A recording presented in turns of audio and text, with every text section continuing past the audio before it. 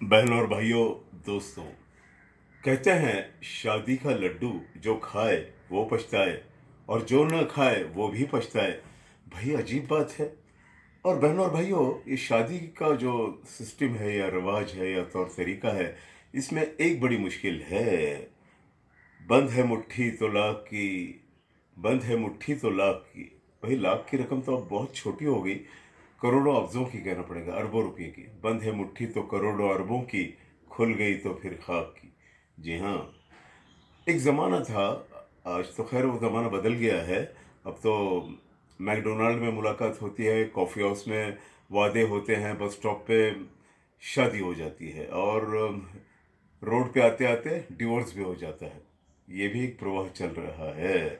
जी हाँ, मैं गलत तो नहीं कह रहा हूँ, लेकिन बहती हुई तेज धारा का एक नया अंदाज है। आज के नौजवान लड़के लड़कियों का ये भी एक अंदाज है। अल्ट्रा मॉडर्न की बात कर रहा हूँ। बंद है मुट्ठी तो करोड़ों अफजों की, अफजों रुपये अरबों रुपयों की। बंद है मुट्ठी तो करोड़ों अरबों रुपयों की, खुल गई तो फिर खाक की। कहने का मतलब यह है कि एक ज़माना था, लड़की देखने जाते थे।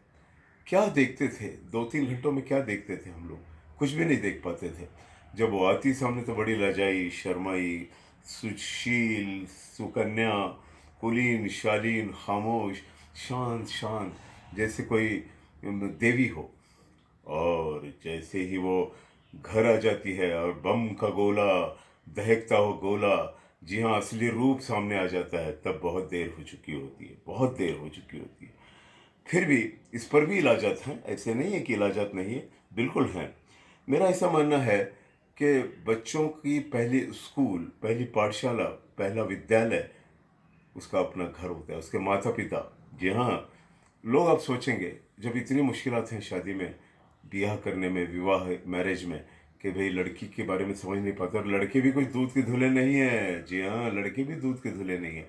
अगर खोजबीन कर गई की गई खोजबीन की गई अच्छी तरह से, जांच पड़ताल की गई, तो हजारों झमेले बाहर आ जाते हैं। जी हाँ, असली रूप सामने आ जाता है। ये जो शराफत का लबादा उड़ा था, ये नकली था। जी हाँ, लड़के का भी यही आलम है, लड़की का भी यही आलम है, बिल्कुल यही है। मैं बिल्कुल साफ तौर पे कहना चाहूँगा कि जो रूप पहली मुलाकात में दिखता है वो सही नहीं होता है। असली रूप तो बाद में समझ में आता है।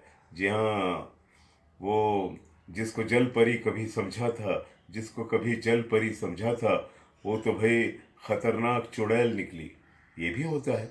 या जिसको कभी हमने सपनों का शहजादा समझा था, रूप का मतवाला समझा था, वो तो मोगैम्बो निकल आया। ये भी होता है, लड़कों के मामले में भी ये है। फिर इस पर इलाज क्या है, लोग सोचेंगे।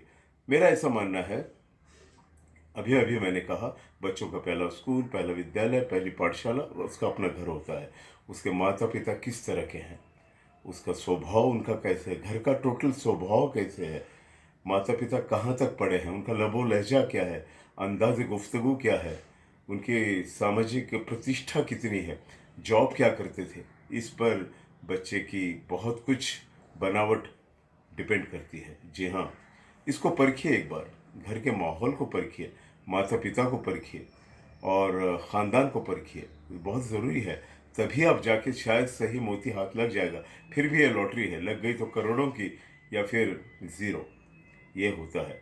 इसका मतलब ये नहीं कि निराश हो जाएं या मायूस हो जाएं, मगर बहनों और भाइयों, बार बार लगातार मैं कहना चाहूँगा, घर का माहौल, माता पिता का जॉब, माता पिता का लबो लहजा, उनके ख्यालात, उनके विचार, आसपास का माहौल, इस पे बहुत डिपेंड करता है। लड़का हो, लड़की हो, जो भी हो, उनका बचपन कैसे बीता है, किन लोगों में बीता है, उस पर डिपेंड करता है।